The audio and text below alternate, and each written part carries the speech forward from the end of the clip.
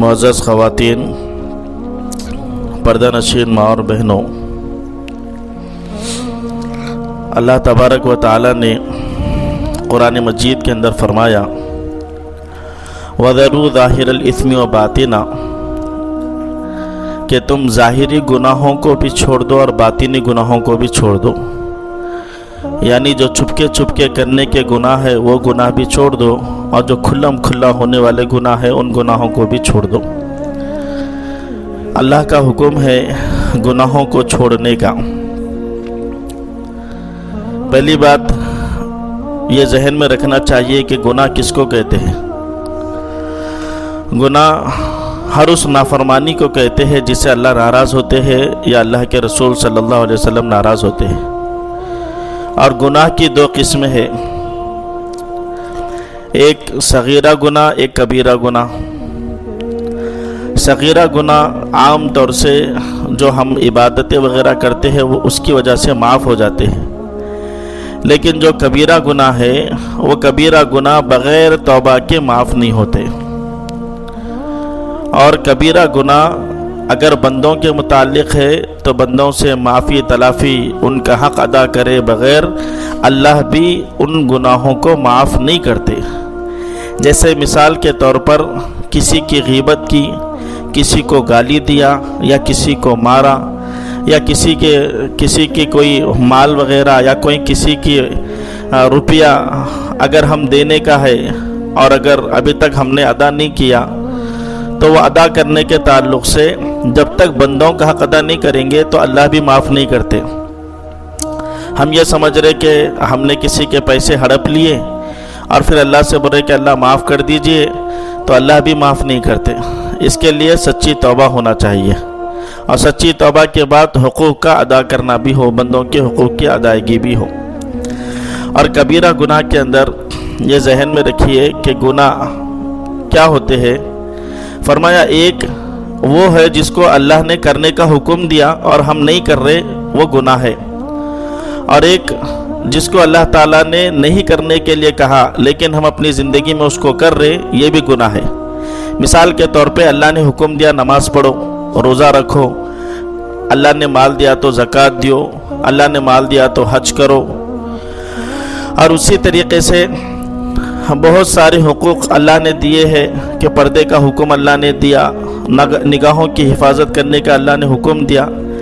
अगर हम इन हुक्मों को पूरा नहीं करेंगे ये तो गुनाह है। और इसी तरीके से कुछ चीज़ें नहीं करने के लिए अल्लाह ने कहा, अल्लाह ने झूठ बोलने से मना किया, अल्लाह ने धोखा देने से मना किया, अल्लाह ने अमानत में ख़यानत करने से मना किया, अल्लाह ने सूद, मिट्टी, फाइनेंस, रहन सेंटरों से अल्लाह ने मना किया।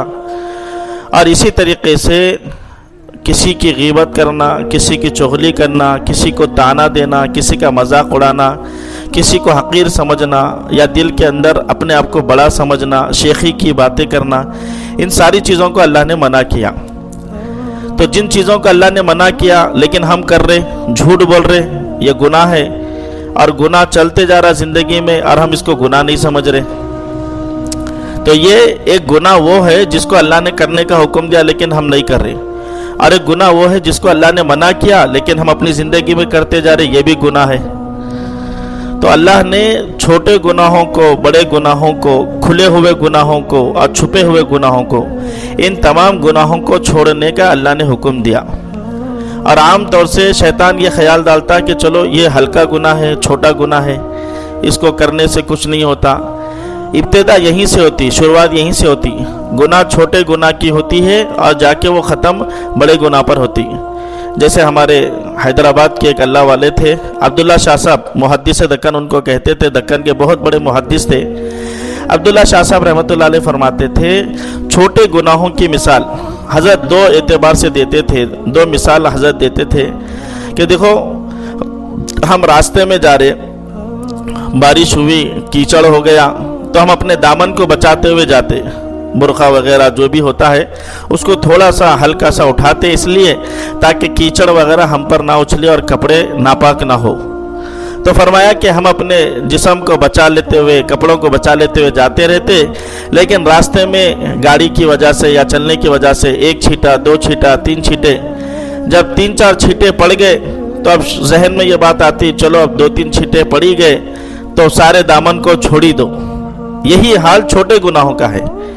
ہم چھوٹے گناہ کرتے رہتے اور چھوٹے گناہ بڑے گناہ پر آمادہ کر دیتے ہیں. آدمی کسی گناہ کو چھوٹا نہیں سمجھنا, ہلکا نہیں سمجھنا ہے کہ یہ گناہ میری زندگی میں چل رہے, کیونکہ چھوٹے گناہ بڑے گناہ پر لے جاتے, چھوٹا گناہ آدمی کو بڑا گناہ پر لے جاتا. جیسا میں نے مثال دیا ابھی کہ 1-2 دامن پہ چھینٹے اچھلے تو پورے دامن کو چھوڑ دیتے ہم, کیونکہ اب گندے ہوئے نا, اب پورے کو گندے ہوں گے. یہ ذہن میں خیال آیا تھا.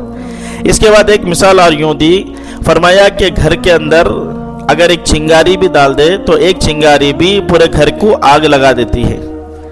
ایک انگارہ بھی گھر کو آگ لگا دیتا, ایک چنگاری بھی, چھوٹی سی چنگاری. بعض دفعہ ہم نے دیکھا کہ اگربتی رات میں لگائے یا مچھر بتی اگر رات میں لگائے یا موم بتی لگائے. اس لیے حدیث میں اللہ کے نبی صلی اللہ علیہ وسلم نے فرمایا چراغ کو بجھا کر سویا کرو, نہ معلوم شیطان آ کے حرکت دے دے یا تمہاری غفلت سے جو نا چراغ گر جائے اور پورے گھر کو آگ لگ جائے.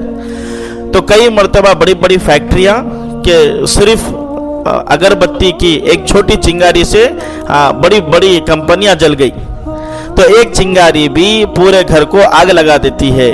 تو اسی طریقے سے فرمایا چنگاری چنگارہ بن جاتی ہے, ایک چھوٹا انگار وہ انگارہ بن جاتا بڑا, اگر چھوٹے گناہوں کو اپنی زندگی میں ہم نہیں چھوڑیں گے چھوٹا سمجھ کر.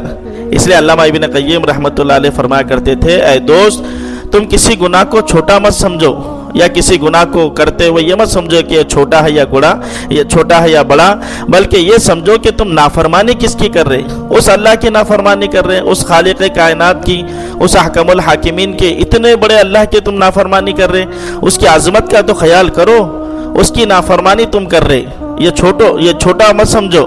کوئی انسان سانپ چھوٹا رہے تو چھوٹا سمجھ کے نہیں پکڑتا, انگارہ چھوٹا رہے تو انگارہ چھوٹا سمجھ کے نہیں پکڑتا, زہر تھوڑا ہو یا زیادہ اس کو یہ نہیں سمجھتا کہ جو ہے نا یہ نقصان دہ ہے یا نہیں ہے, اس سے بچتا ہے.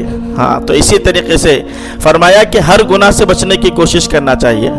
امام غزالی رحمۃ اللہ علیہ نے اپنی کتاب احیاء العلوم کے اندر لکھا ہے کہ جس کو گناہوں کے نقصانات کا علم ہو جائے وہ بڑا عالم ہے. فرمایا یعنی جس کی نظر میں گناہوں کے نقصانات سب سے زیادہ وہ جاننے والا بن جائے اور وہ اس کا واقف ہو جائے, فرمایا وہ سب سے بڑا عالم ہے. اور انسان کی فطرت ہے, جس چیز کا نقصان انسان سمجھتا ہے کہ یہ چیز سے نقصان ہوتا ہے تو آدمی اس سے بچتا ہے, یہ انسان کی فطرت ہے. جیسے مثال کے طور پہ زہر ہے, زہر کے بارے میں ہم جانتے کہ زہر نقصان دہ چیز ہے, اگر کھا لیے تو اس سے موت بھی ہو سکتی ہے. تو اس لیے زہر سے آدمی بچتا. اگر کسی کو یہ کہہ دیا جائے کہ 100 بسکٹ ہے, اس میں سے صرف ایک بسکٹ وہ ہے جس کے اندر زہر ہے, باقی 99 جو بسکٹ ہے اس کے اندر زہر نہیں ہے. اب جو جاننے والا ہے زہر کے بارے میں وہ ایک بسکٹ بھی نہیں کھائیں گا. کیوں بھائی, یہ ہو سکتا ہے جو بسکٹ میں کھا رہا ہوں اس کے اندر زہر ہو. اور وہیں پر ایک چھوٹا سا بچہ اگر آپ اس کو بولو کہ زہر ہے پھر بھی کھا لے گا وہ بسکٹ. کیوں؟ زہر کے نقصان کو وہ نہیں جانتا, زہر کے نقصان سے وہ واقف نہیں ہے. اور اسی طریقے سے دوسری مثال دی, فرمایا کہ سانپ, آدمی سانپ کا نقصان جانتا ہے کہ یہ اگر ڈس دے تو میری جان جانے کا اندیشہ ہے, تو سانپ سے بچتا ہے. یہاں تک کہ چھوٹے سانپ سے ہی بچتا, بڑے سانپ سے بھی. اور بعض دفعہ اگر سانپ کا خالی ایک پتلا بھی, یعنی سانپ کی ایک شکل بھی, اگر جو چپ کا سانپ بھی اگر لا کر پھینک دیا جائے تو اس سے بھی ڈر جاتے ہیں, کیونکہ معلوم ہے سانپ کا نقصان کیا ہوتا ہے, سانپ کے نقصان سے واقف ہے.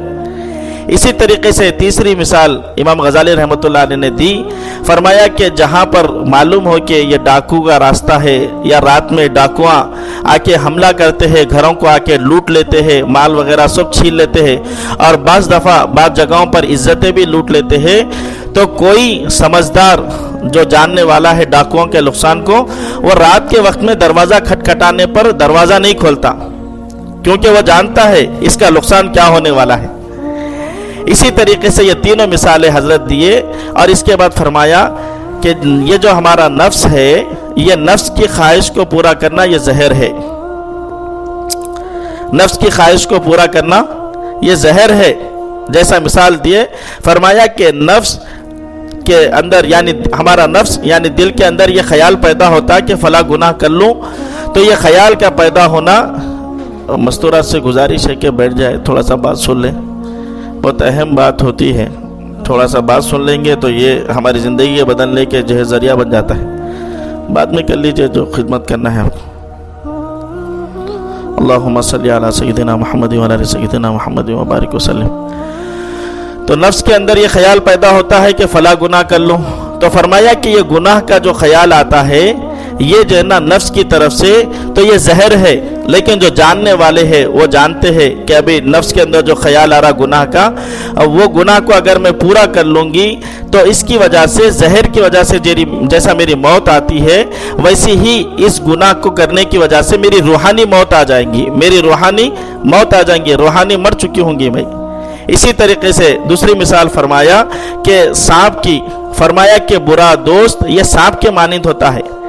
जैसे सांप आदमी को नुकसान करता है, बुरा दोस्त भी आदमी का वैसे नुकसान करता है। जैसे मिसाल के तौर पर फारसी का मक़ौला है, बुरा दोस्त फरमाया कि सांप से भी बुरा होता है। लेकिन क्यों? सांप अगर डस दे तो उससे दुनिया की मौत हो जाती, लेकिन अगर बुरा दोस्त अगर बुराई के अंदर और गंदगी के अंदर गुनाहों की तरफ ले जाए तो उसकी वजह से रूहानी मौत हो जाती है और इंसान की आखिरत बर्बाद हो जाती है। और बुरा दोस्त से मुराद बुरी सहेली भी हो सकती है, या बुरी बहन भी हो सकती है, या बुरी जो है ना हमारी माँ भी हो सकती है, जिनकी सोबत में हम रहे, जिनकी सोबत की वजह से हमारे अंदर गुनाहों का तकाजा पैदा होता हो, अल्लाह की नाफरमानी पैदा होती हो। ये सारे के सारे वो है कि जो सांप के जैसा नुकसान देते हैं। हाँ, और तीसरी मिसाल फरमाया कि जैसा डाकुओं का हमला होता है, वैसे शैतान का भी हम पर हमला होता है। शैतान हमारा दुश्मन है, हम जानते हैं। शैतान वसवसा डालता, ख्याल डालता कि फला गुनाह कर लूँ, फला गुनाह कर लूँ, फला गुनाह कर लूँ, वसवसा डालता है। उस वसवसे पे औज़ु बिल्लाहि मिनश शैतानिर रजीम पढ़ना चाहिए और उस गुनाह को ना करना चाहिए। इसलिए उलमा ने बहुत प्यारी बात लिखी, फरमाया कि शैतान अगर ये ख्याल डाले कि फला गुनाह कर लूँ, तो शैतान को कहना कि कल से करूँगा। जैसा हम नेकी के बारे में कहते हैं, कल से नमाज की पाबंदी करेंगे, कल से तिलावत का एहतमाम करेंगे, कल से करेंगे। नेकियों के बारे में कहते हैं, बोले नेकियों के बारे में कल से मत करो, बल्कि अभी शुरू कर दो। लेकिन गुनाहों के बारे में जब शैतान की तरफ से वसवसा आता, क्योंकि हदीस में आता कि जब अल्लाह का बंदा, अल्लाह की बंदी जिक्र नहीं करती तो शैतान आके वसवसा डाल देता, यानी गफलत के वक्त में आके शैतान वसवसा डालता। शैतान के वसवसे डालने का वक्त कब होता है? जब हम जिक्र नहीं करते, गाफिल रहते, गफलत में रहते, उस वक्त में वसवसा डालता उन्हें कि फला चीज़ देख लो, या फला किसी को झूठ बोल दो, या फला कोई और गुनाह कर लो। गुनाह का ख्याल शैतान आके डालता, वसवसा डालता है। उस वक्त में शैतान को यह कहना कि कल से करेंगे गुनाह। हाँ, इस तरीके से उस गुनाह को टालना चाहिए और गुनाह से बचना चाहिए। तो ये तीन मिसालें देकर फरमाया, जो आदमी जानने वाला होता है वो इस तरीके से गुनाहों से बचा करता है। और इसी तरीके से तीसरी मिसाल दी, फरमाया नेकी और गुनाह में हम फ़र्क नहीं करते। आम तौर से हम नेकी कर रहे होते हैं, लेकिन गुनाहों भी साथ में चल रहे होते हैं। जानते नहीं कि नेकी क्या है, गुनाह क्या है। हाँ, तस्बीह भी चल रही, नमाज भी चल रही, साथ में झूठ भी चल रहा, साथ में बदनजरी भी चल रही, गैर महरमों को भी देखा जा रहा, गीबत भी की जा रही, चुगली भी की जा रही। यानी बाज़ दफ़ा तो ऐसा होता है कि हम गुनाह को जानते नहीं कि ये गुनाह है, और बाज़ दफ़ा जानने के बाद भी इल्म नाफे नहीं होता। इल्म नाफे क्या है? कि जानने के बाद उस पर अमल नहीं होता, कि जान तो गए ये गुनाह है लेकिन अमल नहीं है। तो फरमाया कि ये इल्म नाफे से महरूमी। अब गुनाह और नेकी में फ़र्क क्या है? फरमाया कि जो गुनाह है वो गुनाह जुल्मत की तरह है, अंधेरे की तरह, और जो नेकी है वो रोशनी की तरह है। जैसे मिसाल के तौर पे किसी कमरे में अंधेरा है और कमरे के अंदर सांप बिच्छू है लेकिन नजर नहीं आ रहे। जब रोशनी आ गई, लाइट आ गई, नूर आ गया, तो जब मालूम होता कि अरे इसके अंदर सांप और बिच्छू है, तो जब इंसान बचना शुरू कर देता। तो फरमाया रोशनी इल्म है, रोशनी अमल है। जब इल्म और अमल जिंदगी के अंदर आ जाता कि फला फला गुनाह है, और वह गुनाह से बचने का जब हमारे दिल के अंदर तयन हो जाता, वो रोशनी है। इसलिए फरमाया कि तकवा क्या है? तकवा किसी चीज के करने का नाम नहीं है, तकवा असल चीज है ना करने का नाम, कि जो जो कामों से अल्लाह नाराज होते उन चीजों को छोड़ दो। इसलिए अल्लाह ने कुरान के अंदर कहा, इन औलियाउहु इल्लल मुत्तकून, फरमाया कि मेरे वली वो है जो अपने आप को गुनाहों से बचाते हैं, 100% गुनाहों से बचाते हैं। ورنہ عام طور سے کیا ہو رہا, ہم صبح سے لے کے شام تک نیکیاں کر رہے اور نور پیدا کر رہے, لیکن ذرا کسی غیر محرم کو دیکھ لیا سارے کا سارا نور ختم ہو گیا. اور اولیاء اللہ کیا کرتے, ولی اللہ کی زندگی یہ ہوتی کہ وہ 100% گناہوں سے اپنے آپ کو بچاتے, پورا دن بچاتے, پورا مہینہ بچاتے, پورا سال بچاتے, یہاں تک کہ موت کے آخری سانس تک اپنے آپ کو گناہوں سے بچاتے بچاتے بچاتے اللہ کے پاس چلے جاتے. تقویٰ یہی ہے. ایک مرتبہ عمر رضی اللہ تعالیٰ عنہ نے حضرت ابی بن کعب سے کہا کہ ابی بن کعب سے کہا کہ تقویٰ کیا ہے؟ اللہ نے قرآن میں جگہ جگہ پہ کہا کہ تقویٰ تقویٰ تقویٰ, تقویٰ کیا ہے؟ تو ابی بن کعب نے جو کہ عالم تھے بہت اچھی مثال دی. فرمایا کہ امیر المؤمنین, کبھی آپ کا اس راستے پہ گزر ہوا جہاں پر کانٹیاں ہیں اور جو نا درخت بہت زیادہ ہے نقصان دینے والے, اس جگہ پہ آپ کیسا چلیں گے؟ کہا کہ میں اس جگہ پہ اپنے دامن کو بچاتے ہوئے, اپنی ذات کو بچاتے ہوئے بچاتے بچاتے بچاتے اس راستے سے گزر جاؤں گا. کہا کہ امیر المؤمنین بس تقویٰ یہی ہے.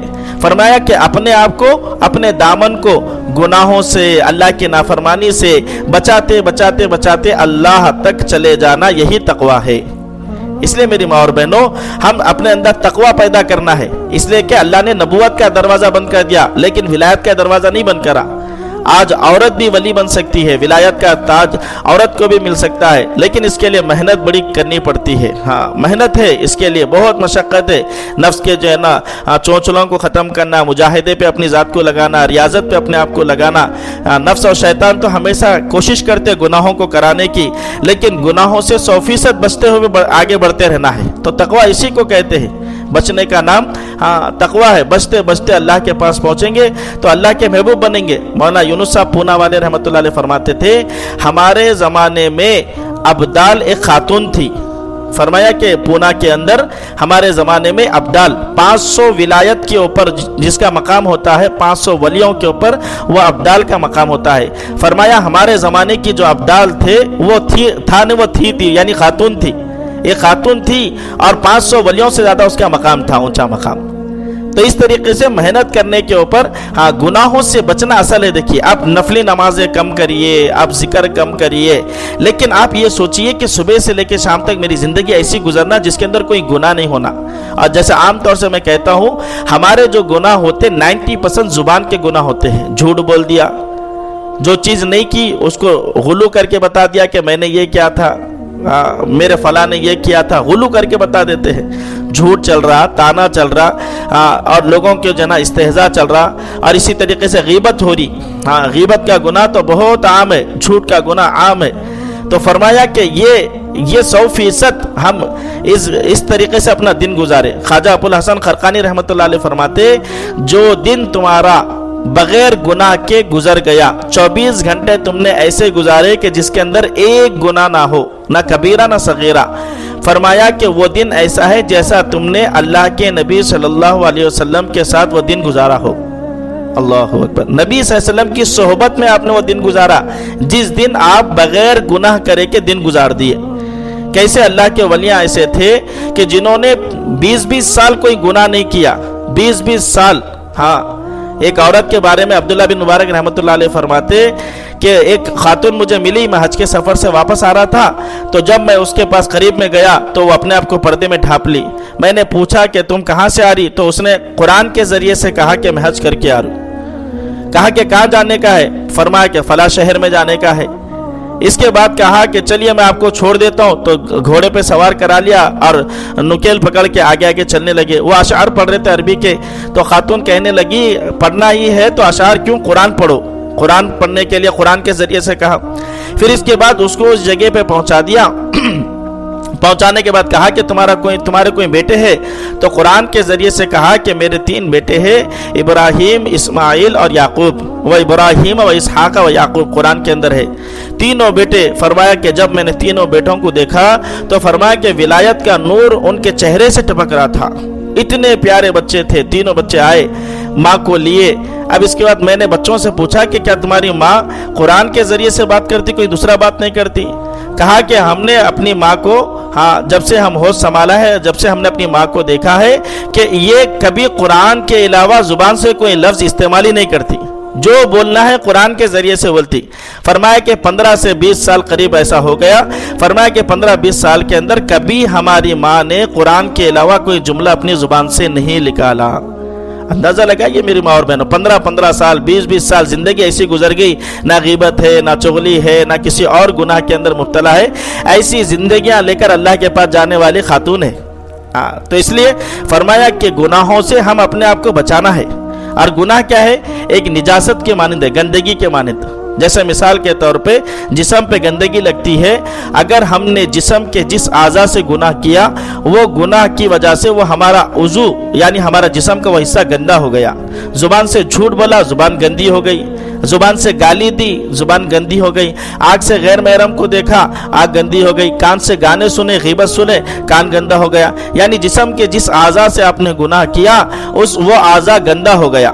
اور حدیث کے اندر آتا ہے، فرمایا کہ جب جسم سے آدمی کے گناہ ہوتا ہے تو جسم میں بدبو ظاہر ہوتی ہے، انسان کے جسم کے اندر بدبو آتی ہے. حدیث میں فرمایا کہ جب کوئی بندہ یا بندی جھوٹ بولتی ہے تو فرمایا کہ 1.5 میل تک 1 میل تک قریب 1.5 کلومیٹر دور فرشتہ بھاگ جاتا ہے. انسان کی زبان سے نکلنے والی جو جھوٹ کا الفاظ ہے، وہ اس کی جو گندگی ہے، وہ گندگی اتنی زیادہ رہتی ہم کو محسوس نہیں ہوتا، لیکن زبان سے جب بندہ جھوٹ بولتا ہے تو اس کے منہ میں گندی بدبو آ جاتی ہے، جس کی وجہ سے فرشتے 1.5 کلومیٹر تک دور بھاگ جاتے ہیں. اور پھر یہ سزا یہ فرمایا کہ جسم کی گندگی، اگر کسی نے زنا کیا، فرمایا قیامت کے دن ان کے جسم سے اتنی گندی بدبو آئیں گی کہ جب ان کو جہنم میں داخل کیا جائے گا، جہنمی خود تکلیف کے اندر آ جائیں گے. اور جہنمی یوں کہیں گے کہ ارے پہلے سے ہم تکلیف کے اندر تھے، لیکن تمہاری گندگی نے ہم کو اور تمہاری بدبو نے ہم کو اور زیادہ تکلیف کے اندر ڈال دیا. یعنی اتنی خطرناک گناہ کی وجہ سے جسم کے اندر بدبو شروع ہو جاتی ہے. اور بعض علماء نے فرمایا جو آدمی گناہ کرتا ہے تو فرمایا اس کے پسینے میں بھی بو ہوتی ہے، کیونکہ گناہوں کی نحوست ہے، یہ گناہوں کی نحوست سے ایسا ہوتا ہے. اور فرمایا کہ نیکی کرنے والے جب نیکی کرتے ہیں تو ان کے پسینے کے اندر بھی خوشبو ہوتی ہے. ہاں، ان کے جسم کے اندر بھی خوشبو ہوتی ہے. جیسا گناہ کی وجہ سے بدبو ہوتی ہے، اسی طریقے سے فرمایا نیکی کی وجہ سے خوشبو ہوتی ہے. اس کی مثال جیسے اللہ کے نبی صلی اللہ علیہ وسلم کے پسینے سے خوشبو آتی تھی گلاب کی. ام سلیم رضی اللہ تعالیٰ عنہ جب اللہ کے نبی صلی اللہ علیہ وسلم سوتے تھے تو آپ کے پسینے کو شیشی کے اندر ڈال لیتی تھی. اللہ کے نبی نے پوچھا کہ آپ ایسا کیوں کرتی؟ فرمایا کہ یا رسول اللہ آپ کے پسینے سے گلاب کی خوشبو آتی ہے. حضرت عمر رضی اللہ تعالیٰ عنہ فرماتے تھے حضرت ابو بکر رضی اللہ عنہ کے پسینے سے مشک کی خوشبو آتی تھی، مشک کی خوشبو.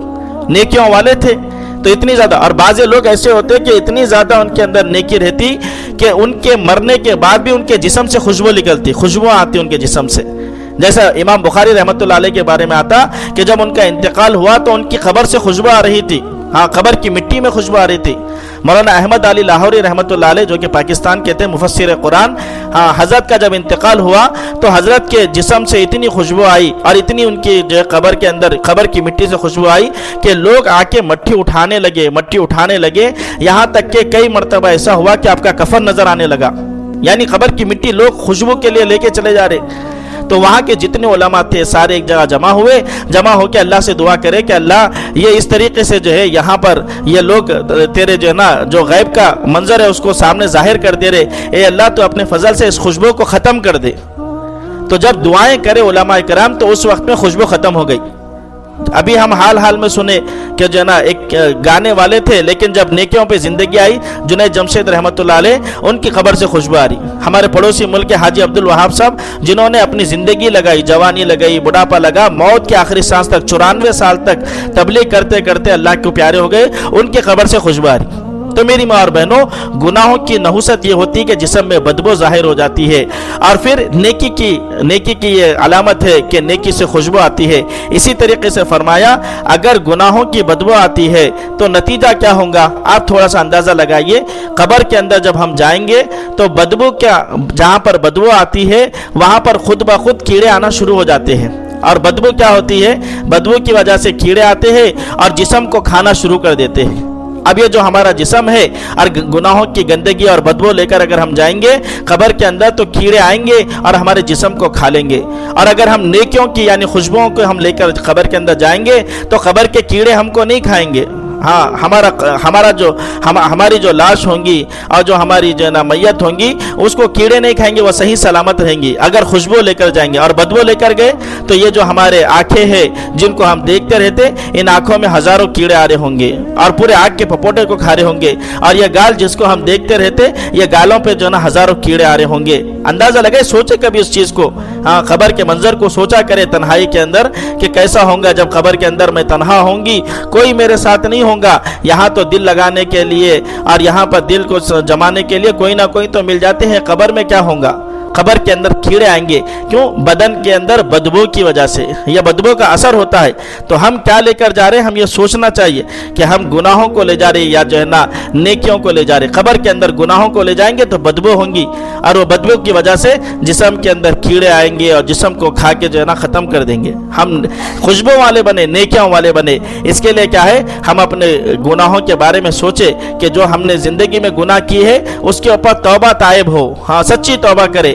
مفتی شفیع صاحب رحمۃ اللہ علیہ نے قرآن کے ایک آیت کے بارے میں فرمایا کہ من یعمل سوءا یجزا بہ، فرمایا کہ جو تم گناہ کر رہے ہو اس کی سزا تم کو ملنے والی ہے، اور اس کی سزا دو اعتبار سے، یا تو دنیا کے اعتبار سے یا تو آخرت کے اعتبار سے۔ اب دنیا کے اعتبار سے کیا ہے؟ فرمایا کہ جو گناہ کر کے تم نے جہنم کی آگ کو جلایا ہے، اب یہاں پر اس کو یاد کر کے آنسواں نکالو، آنسواں کو نکال کے اللہ کے سامنے رو کے ان کو بجھاؤ۔